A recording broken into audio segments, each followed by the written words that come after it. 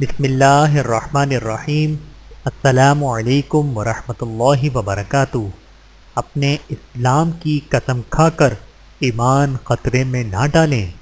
حضرت بریدہ رضی اللہ تعالیٰ عنہ سے روایت ہے کہ رسول اللہ صلی اللہ علیہ وآلہ وسلم نے ارشاد فرمایا، کوئی شخص اگر اس طرح قسم کھائے کہ اگر میں فلاں معاملے میں جھوٹا ہوا تو میں اسلام سے بری ہوں، یعنی میں مسلمان ہی نہیں، تو اب اگر وہ شخص اس معاملے میں جھوٹا ہوا تو وہ اسلام سے نکل جائے گا، اور اگر وہ اس معاملے میں سچا ہوا تب بھی وہ اسلام کی طرف صحیح سالم نہیں لوٹے گا، یعنی اسلام کو معمولی سمجھنے اور اس سے نکلنے کی قسم کھانے کی وجہ سے اس کا ایمان خطرے میں پڑ جائے گا۔